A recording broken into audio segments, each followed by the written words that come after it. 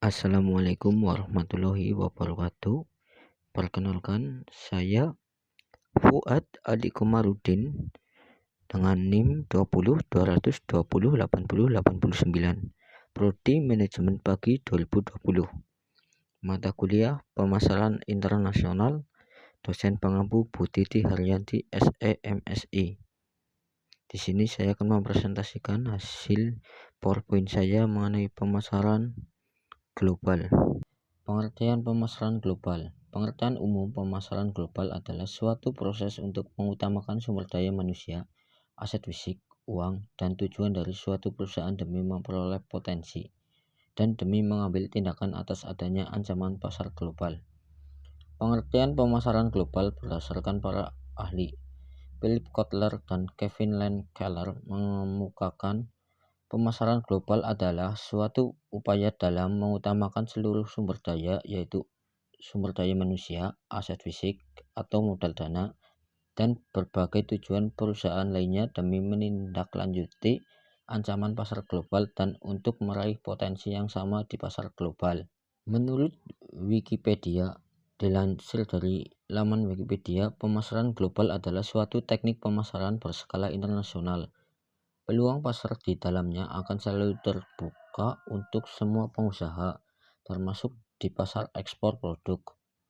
Para pengusaha harus memiliki kreativitas dan inovasi dalam mengembangkan pasarnya masing-masing. Hal-hal yang mendorong dan menghambat pemasaran global. Saat ini, pemasaran global dibentuk karena adanya pengaruh yang bersifat dinamis dari berbagai kekuatan. Bukan hanya yang mendorong, tetapi juga yang menghambatnya.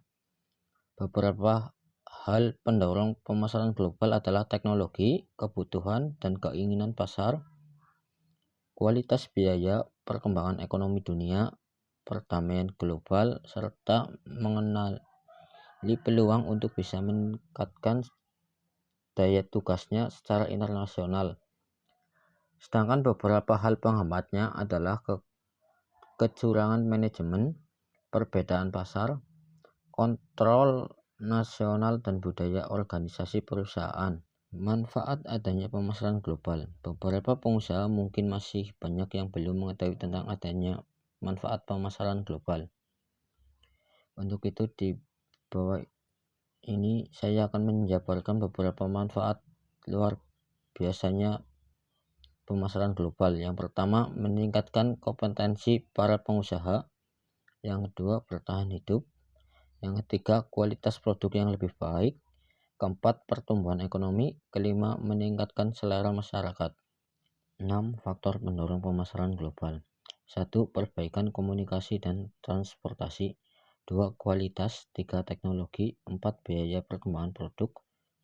5. Perjanjian ekonomi regional. 6. Perkembangan ekonomi dunia. Perencanaan pemasaran global. Pemasaran global adalah proses memfokuskan sumber daya dan sasaran dari sebuah perusahaan terhadap peluang pemasaran global. Ada dua alasan yang menyebabkan perusahaan terlibat dalam pemasaran global. Yang pertama, mengambil manfaat dari peluang untuk pertumbuhan dan ekspansi. Dan yang kedua, untuk bertahan hidup. Perusahaan yang gagal mengejar kesempatan global akhirnya akan kehilangan pasar domestik. Mereka akan tersisih oleh pesaing global yang lebih kuat dan lebih mampu bersaing. Beberapa konsep untuk memahami peluang dan tantangan pemasaran global. Yang pertama, strategi. Yang kedua, perusahaan dunia. 3. Pengelompokan, segmentasi dan target pasar. Keempat, kepekaan lingkungan. Kelima, pengaruh yang mempersatukan dan yang membedakan.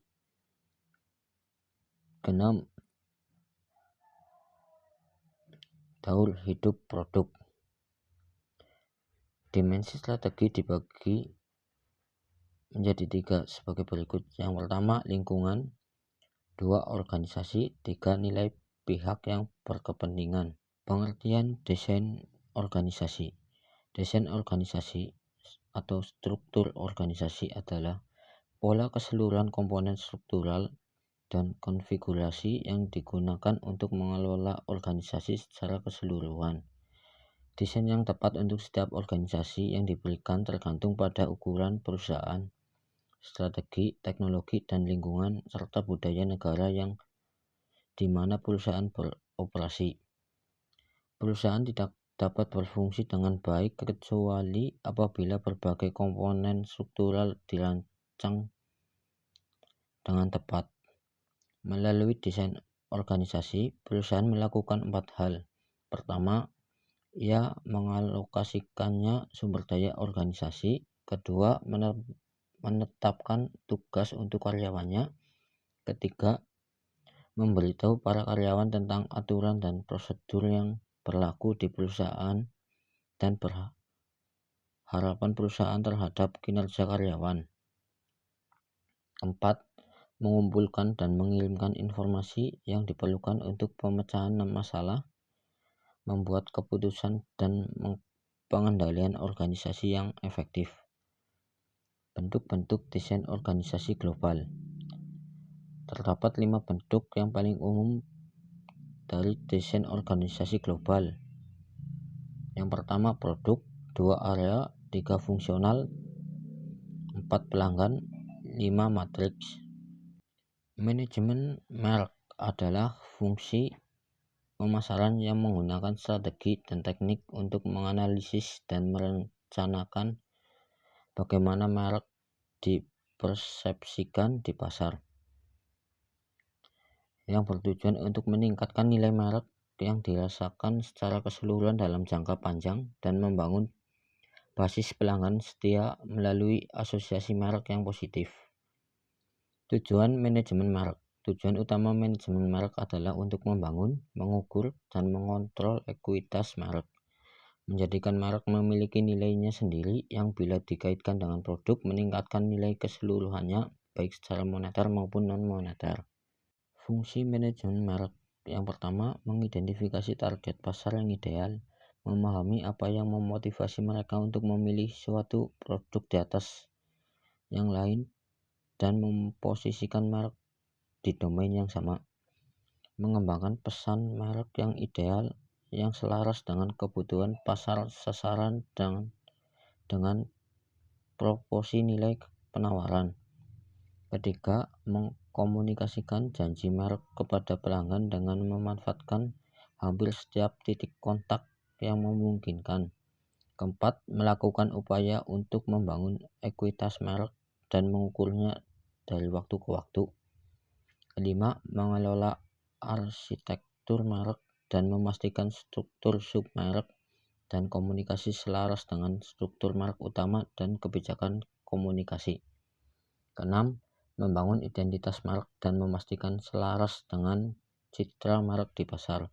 Ketujuh, menangani komunikasi merek di pasar. Kedelapan, mengantisipasi dan mengakomodasi kebutuhan identitas merek.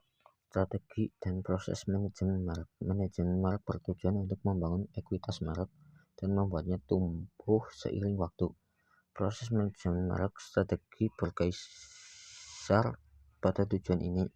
Proses ini melibatkan perencanaan, pelaksanaan, pengendalian, strategi, dan aktivitas pemasaran dan merek yang membangun, mengukur, dan mengontrol ekuitas merek. Proses dan strateginya melibatkan langkah-langkah berikut. 1. Mengidentifikasi dan menetapkan posisi nilai merek. 2. Merencanakan dan menerapkan program pemasaran merek. 3. Mengukur dan menafsirkan kinerja merek. 4. Menumbuhkan dan mempertahankan ekuitas merek. Sekian presentasi dari saya. Apabila banyak kesalahan, saya mohon maaf. Wabillahi taufiq wal hidayah. Wassalamualaikum warahmatullahi wabarakatuh.